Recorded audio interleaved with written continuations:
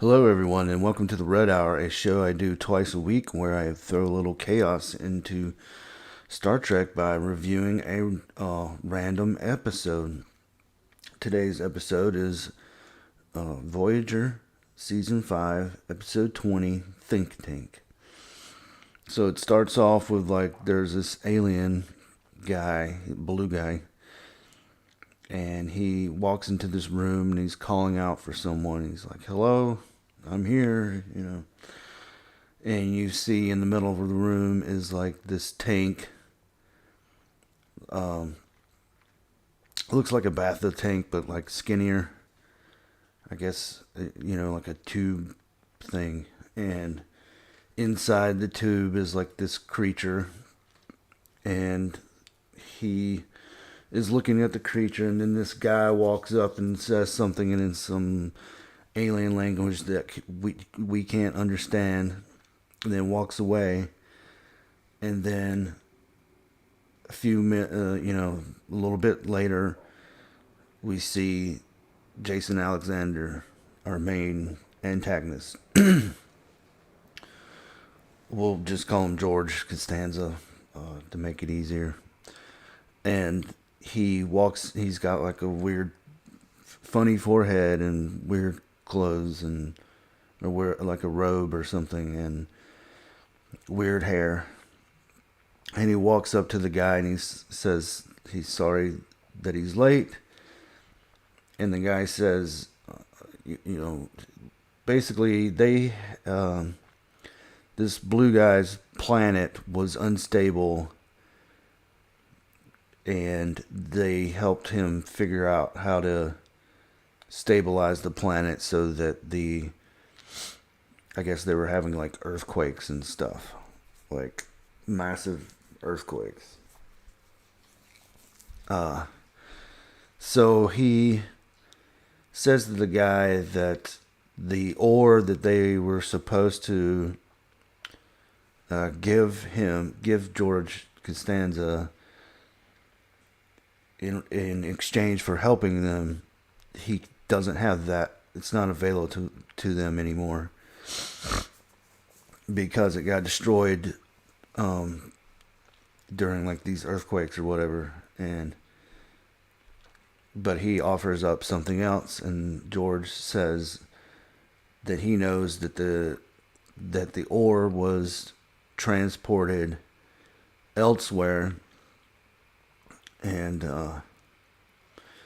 for safekeeping before this even happened. And the guy says, "Please, we can't spare it. We need it for what do they need it for? Replicators." I don't know why you would need ore for replicators, but maybe their replicators are different. So then he reminds him that, have you ever dealt with like a 12 point something magnitude earthquake? And the guy's like, please, he pleads with him, and he finally agrees to give him this ore. And it's basically it's like a extortion scam. But that's the end of the teaser, and then you get to the credits and the music, the theme.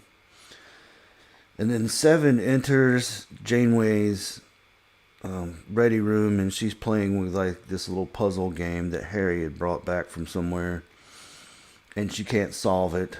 And Seven says that she knows the solution, and Janeway says to not tell her. And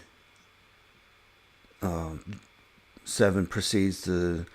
Her reason for coming there is to tell her that she found a planet with an abundance of dilithium on it, and wanted to let her know. So they go to the planet, and they find the planet, and they're doing scans. And Tuvok says that they would have to use phasers to cut through to get to the dilithium.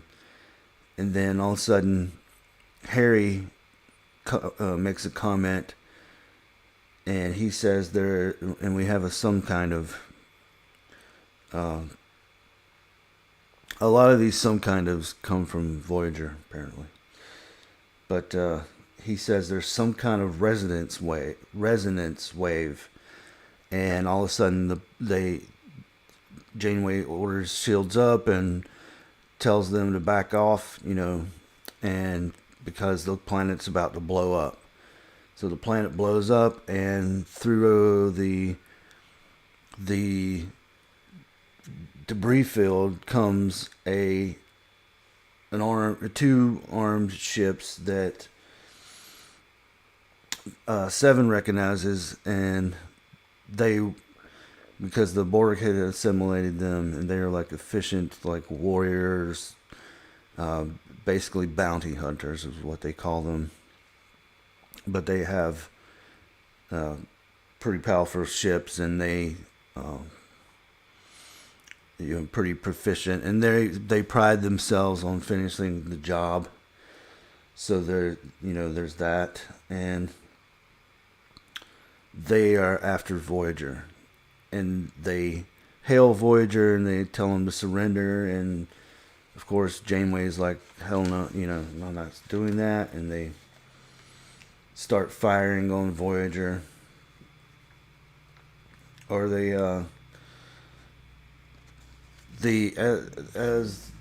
and Voyager pulls some kind of maneuver off, and she says, the bounty hunters want Voyager to surrender, and she says no, and there's like this gas in the area that she can fire on, and the bounty hunter guys says that would destroy your ship, and she says, well, if that's what we have to do, you're not getting this ship. And so she proceeds to tell Tactical to fire on, I guess Harry's Tactical, right?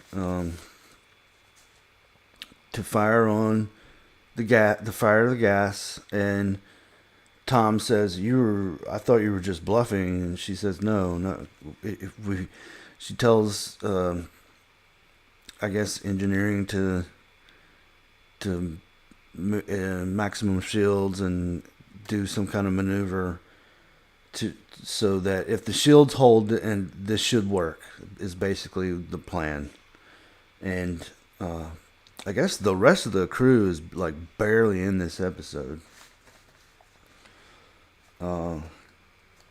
It's mainly just Seven and Janeway, but anyway, they fire the gas, and the bounty hunters are like damaged, but not like big time damaged. But they're also not pursuing Voyager as Voyager gets the hell out of there. And she says, why aren't they pursuing us? And then they determine that they have a bunch of other ships in the area that are like their backup. So, they can get to them anytime and basically, trap them. So they have to hide out in this little spot, and they're basically like, wherever they go, it's a trap, and they're sort of stuck between a rock and a hard place. So Janeway is in the mess hall late at night, studying their maneuvers, and trying to figure out a solution to this problem that they're in. And Neelix brings her coffee, and she says, she can't figure out a way out of this, and that, Neelix is like, well, we've been up against the Borg and other, hard to win scenarios. It's basically like a no-win scenario. And he says, I'm sure you'll figure it out. And he walks away.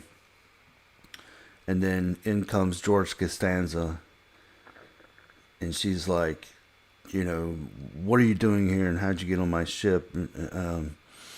Attempts to call security for an intruder alert, and he says that he's disabled her comm badge and that he's not really an intruder. And she says, so you're a hologram? And he calls it a, not so much, sort of, he calls it an isomorphic projection. And as I said last time, I should be looking this stuff up, but I forgot to look that one up because this episode is kind of meh. This is probably the only thing I would have to look up, and I guess I could once we go to comments. So he says he's there. She has a problem, and he's there to offer a solution. Now these guys aren't exactly the A team, okay?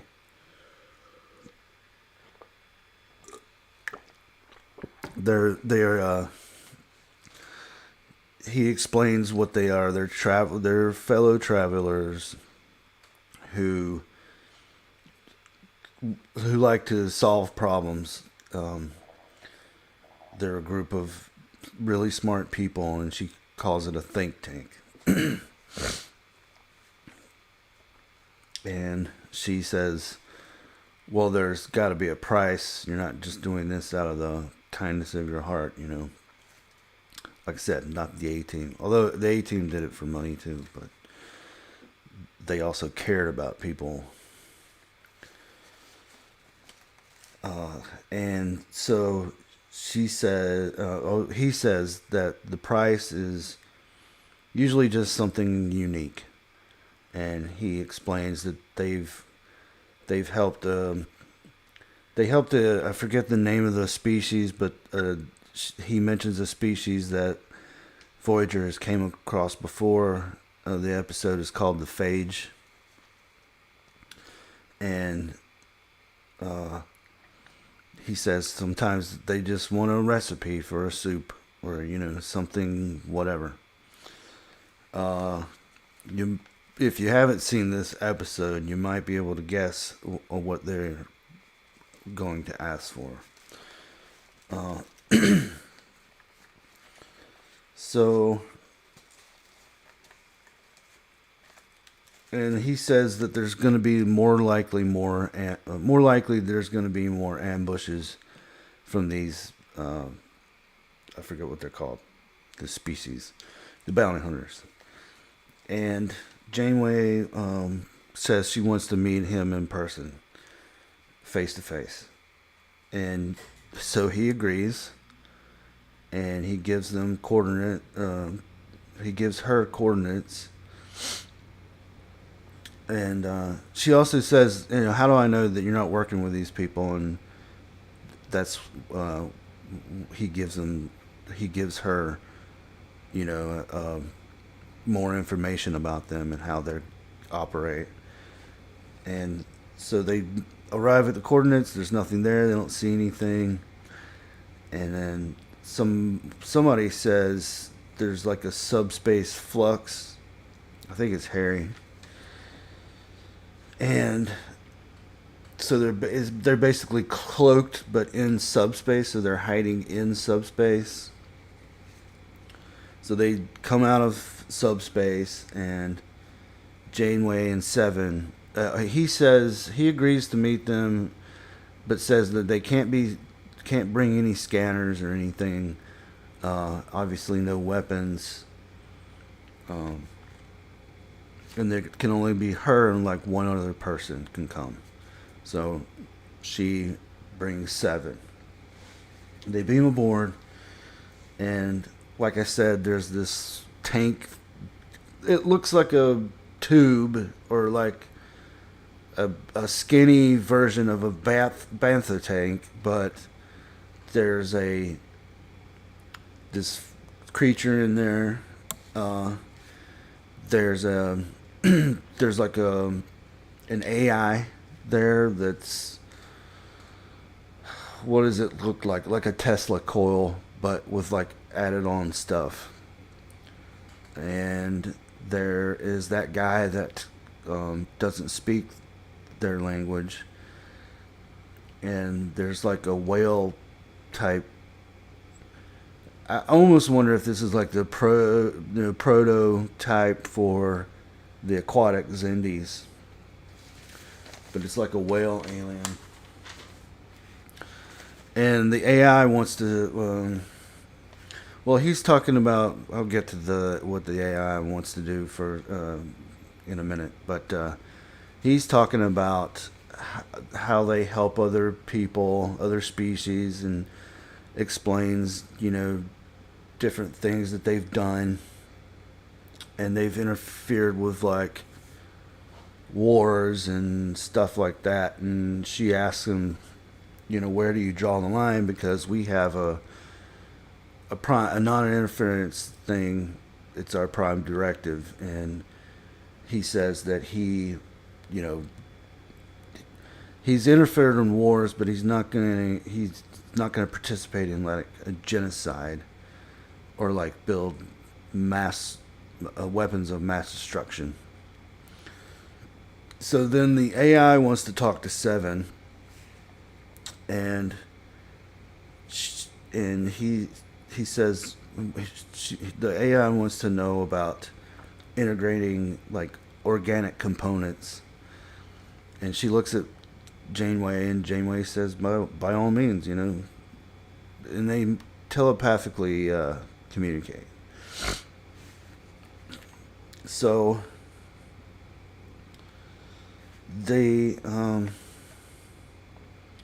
explain how that they can help out, and Janeway gives him like I guess like an inventory of things that they like, what they could offer, what would be unique that they could offer. And then they go back to Voyager, and she's talking about how they would rather not have to do this, but the situation that they're in, they can't really figure out a solution, and they sort of have no choice. So Chakotay comes to the Janeway's, or not Chakotay, Tuvok comes to Janeway's ready room and says that Costanza's here. I forget his name, so I'm just calling Costanza. And he's doing one of those projections again. So he brings a list of things that he wants, and most of them are pretty reasonable. One is a personal item of Chakotay, and there's like other reasonable things. And then at the bottom of the list, Janeway looks at him and says, "You can't be serious." And he says, "Yes, we think Seven would be valuable to us." So they want Seven, and quite frankly, so do I, if I have to be honest.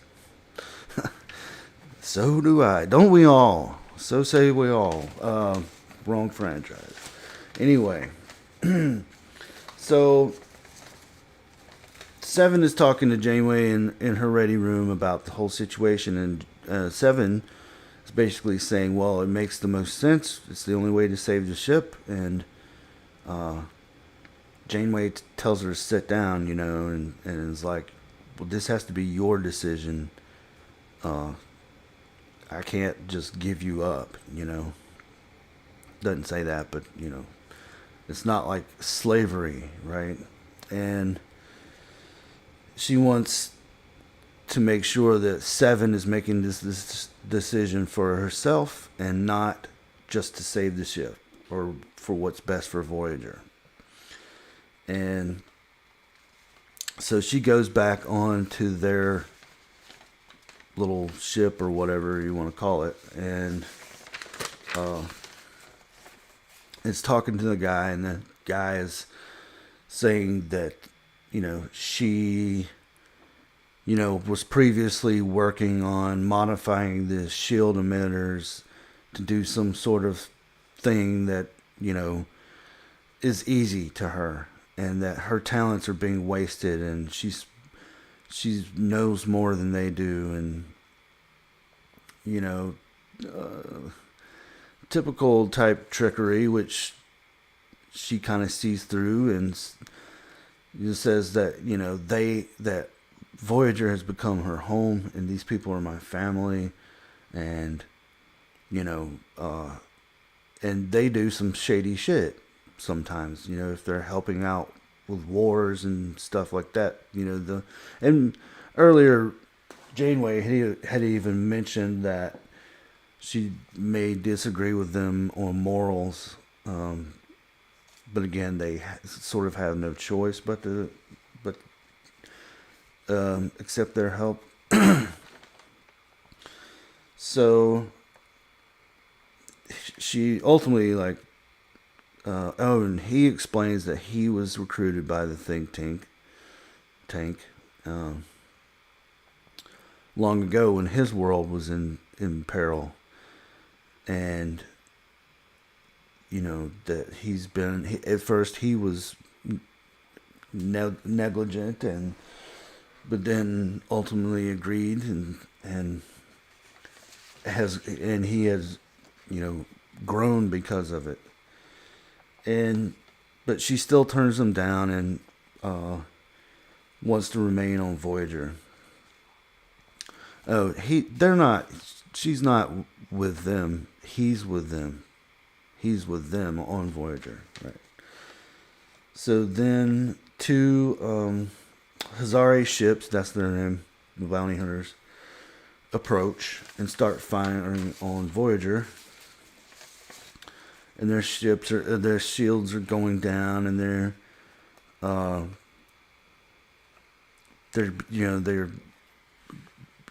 not doing so well in the battle, and Costanza gives them a tip on how to defeat them, or how to, at least fight them off. And Janeway asks if there's a cost to this, and he says, "This one's on me."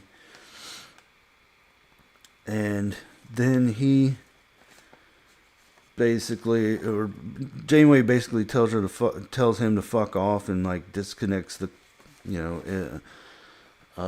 she says, we have an expression, don't call us, we'll call you, and she disconnects his connection or his projection or whatever. And Chakotay says, sounds like he's not taking no for an answer. And then we see him on his ship talking to the others. He basically says that they should just wait and let the problem solve itself.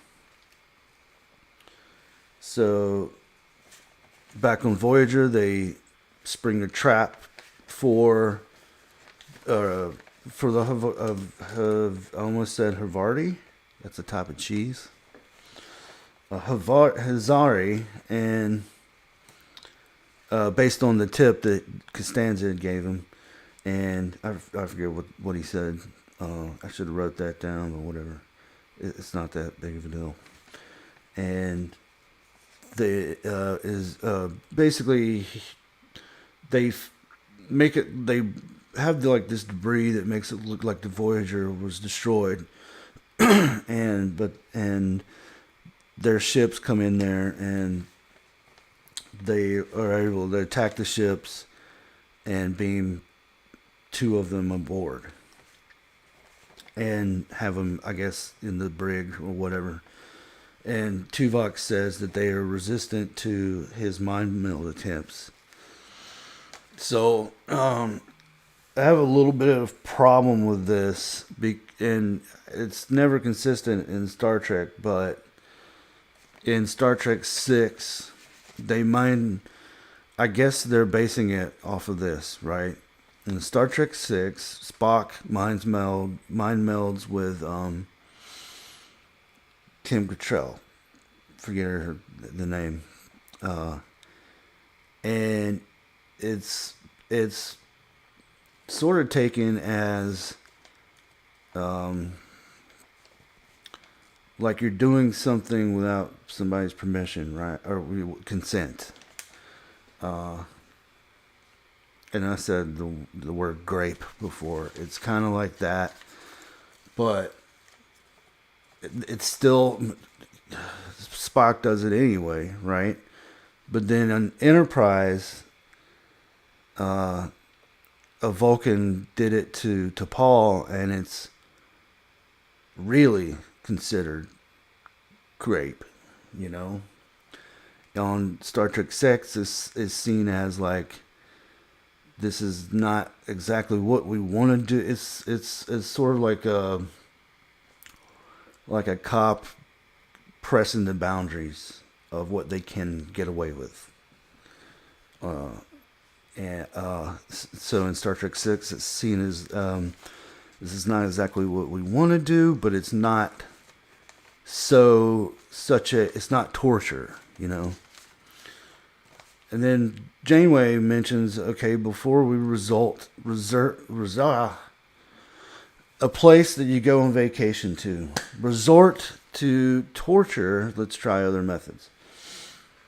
And then in Nemesis, Deanna Troi is mind raped, and it's treated as an assault. So they're kind of having it both ways with like what that is. And there's an episode of TNG where same. There's a few episodes of TNG where it's similar. So you never know what side of the moral line like mind melds, if they're voluntary, obviously, it's not an assault. But anyway, I don't know. I'll let the audience decide what it is or isn't. Because they can never make up their mind quite. It's in the service of the plot, I guess, is what it is. So, lost my place. Oh, they resisted the mind meld, and then they get this like biosignature off of them. I forget, like there was a bunch of technobabble that they were going through, and it went by so fast I couldn't catch it all.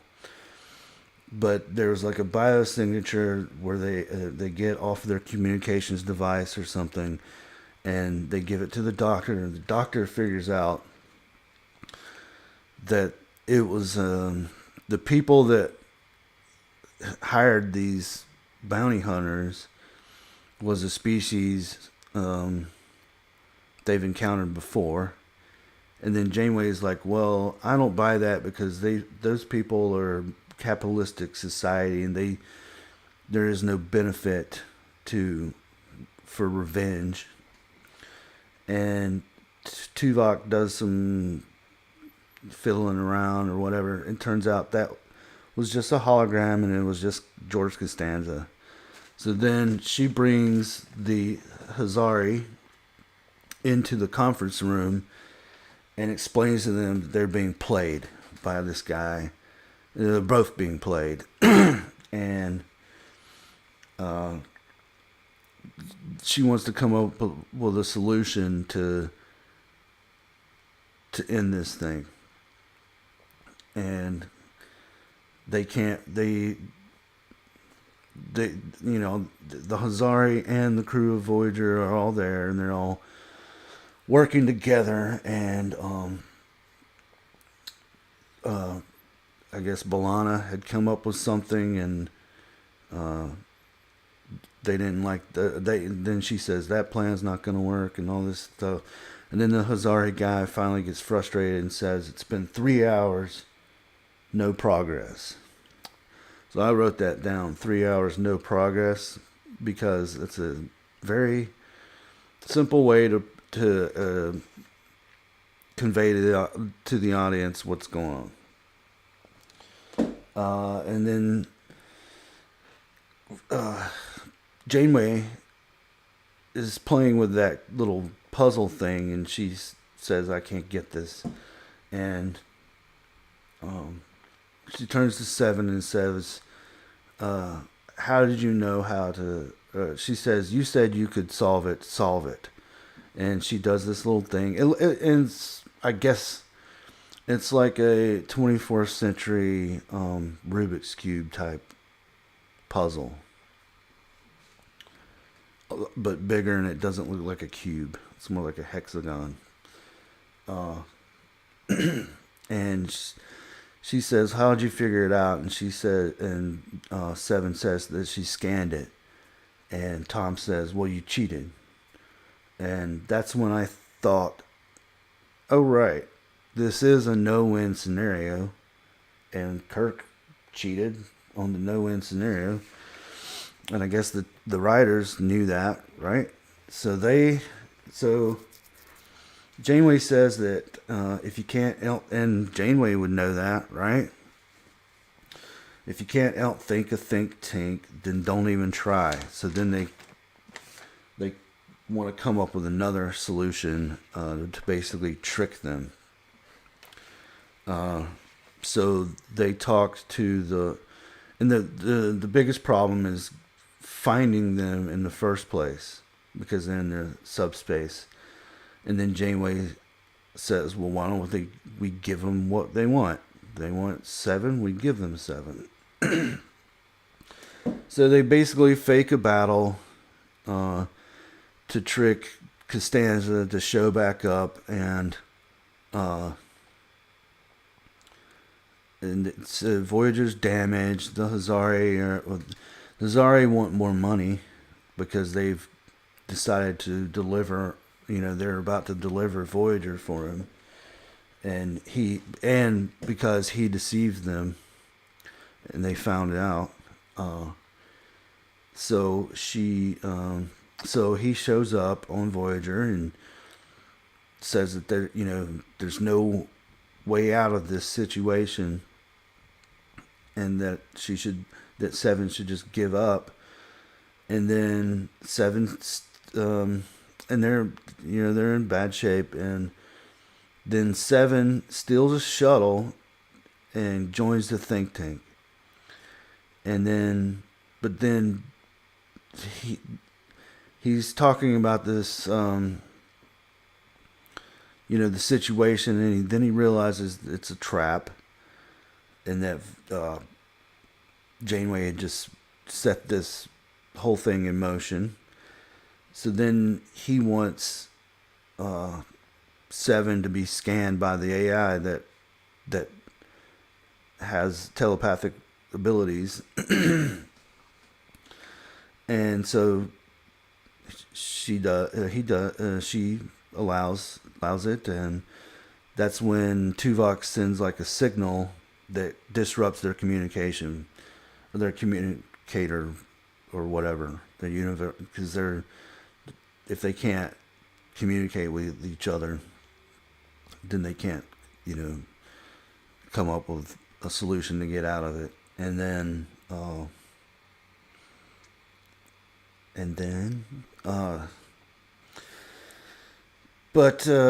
so the Havari vessels fire on the think tank, and Janeway says, "Oh, I'm sure you'll think of a way out of it. You think your way out of it. Har har." And you would have thought that they would have thought of that, right? If they're so smart, they would have thought of Janeway's deception and all that. But Janeway's the bestest. Yay. Lock it in. Yay. I gave it a 6 out of 10 because that's what a D- in letter grade, and a D- is passable, so it's a passable episode. But it's not like a great episode, And it's the 20th, it's we're getting towards the end of the season, so it's a filler. All right. So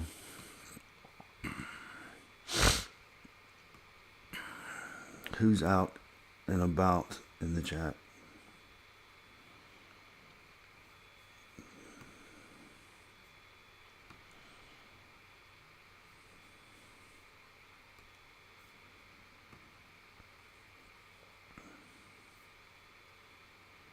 We have Gavin Blackburn who's here. I like this episode. It was great to a standalone. Oh, okay. I mean, it's okay. DJ Play Nice says hello. And hit the like, the thumbs up, share out live, and apparently making comments like after it's over is helpful. I don't know. I hear this from other people, from other YouTubers like Neurotic and stuff, or Admiral Teague, which I want to give a shout out to Admiral Teague and his channel. Check out Admiral Teague. He had me on Saturday night for Saving Star Trek for the Enterprise review. So I want to thank him for in Resolute Germ. It was actually his channel, but Admiral Teague encouraged Resolute Germ. So check both, and I can put a link in the description or in the chat real quick. Hold on. Let me see.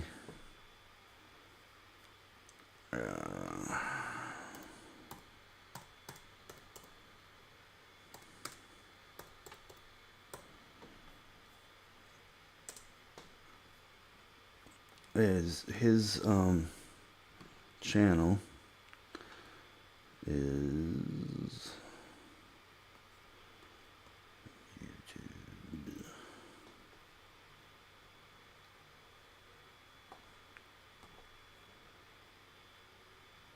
Copy link. Sorry, it is. Any interaction is helpful. Yeah, Gavin Blackbird. Yeah, you're right. Teague's one of the good guys. Yes, he is. And here is his channel. Go subscribe to his channel, and then we'll find Resolute Germ.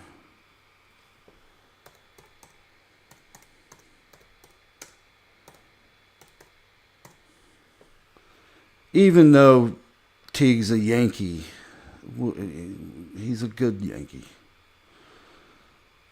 And here is his channel.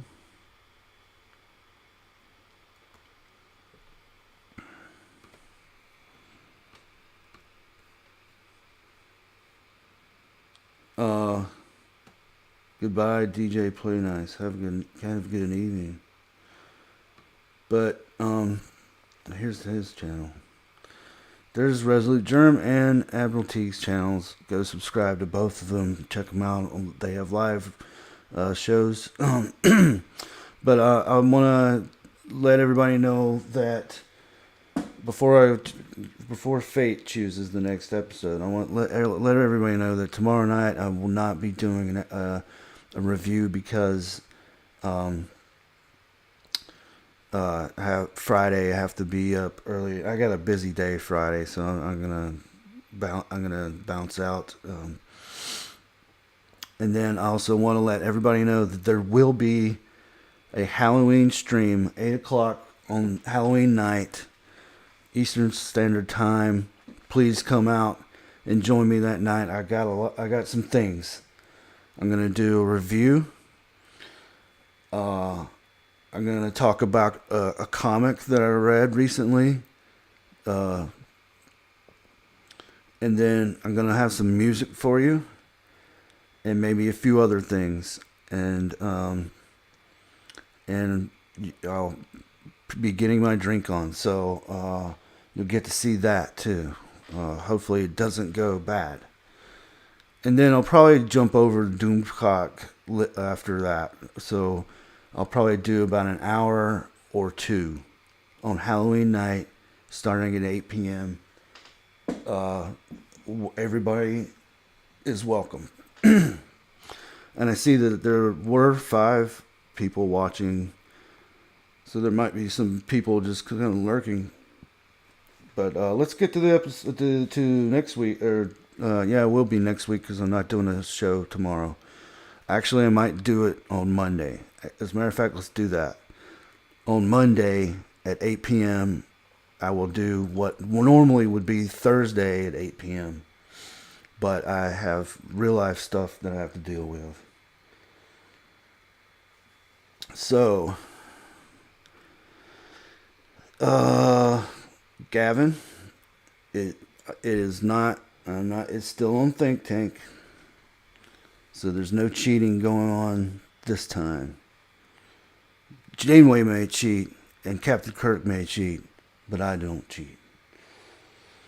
I just fudge a little bit. So we'll hit the randomize again. See what we get. TNG Clues, Season 4. I think I've done that.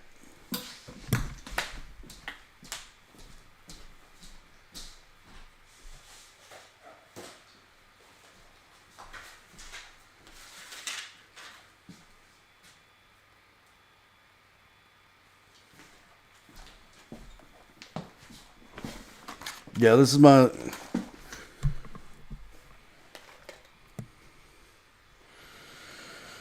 little book that I write down the episodes that I've done, and I have done that one. One day I'll print out all the episodes and then just mark them off, like Michelle Ferry suggested. I want to thank Michelle Ferry for suggesting that, because I would have that's Michelle Ferry, and you guys are all part of my think tank. So let's randomize it again. What do we got? Enterprise 322, the Council.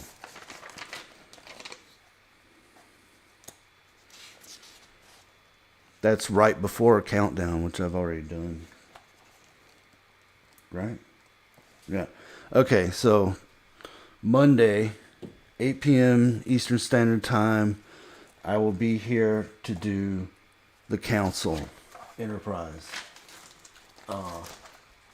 And then hopefully next week we will resume Wednesdays and Thursdays Eastern Standard Time, and then that Friday will be Halloween night, Friday night, Scream, live Scream, and I will do a review. And if you, I'll give you a hint as the review.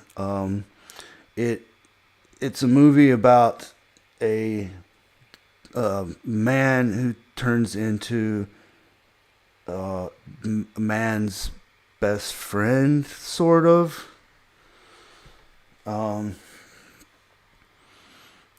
But he's not a teen. It's not a teen. This is a scary movie, not a comedy.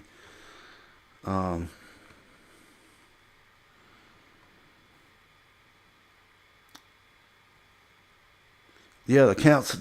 That's right. The Council was the episode that we just reviewed. So I guess, and he asked me my thoughts on it, and I said that because I said I reviewed that episode, which this episode, the Council, or Countdown. Yeah. So I guess. Was it Countdown? Yeah. Yeah, so I'll be reviewing the episode that Teague did 2 weeks ago. And then I will tell you what I thought about it. And maybe if I see him again, I'll tell him that I'll tell him what I thought about it. But I want to thank everybody that came out tonight. Gavin Blackburn and DJ Play Nice. You guys have been here steady at it every week, and I love it. It's nice. I even gained a couple subscribers from going on Teague's show. And I think Resolute Germ, he said he would have me back. So maybe this week, or who knows, I don't know. But maybe I can start getting out there more. I want to thank you guys for stopping by, and people that are lurking, or anybody that watches this in the future. I'm the Dead Man. And I will be wearing a costume on Friday as well. On Halloween night as well. Where I will be the Day Man. If anybody knows who the Day Man is, you'll get to see the Day Man, and you'll get to hear the Day Man song. The Day Man song is a pretty fun song. It's even on my channel, and you can find little Snapchats of that song on my channel and a preview of what that costume looks like. Anyway, I want to thank everybody for coming out. Anybody that's lurking, and anybody that catches this in the future. I will see you guys on Monday, 8 p.m. for a catch-up stream. Have a good night.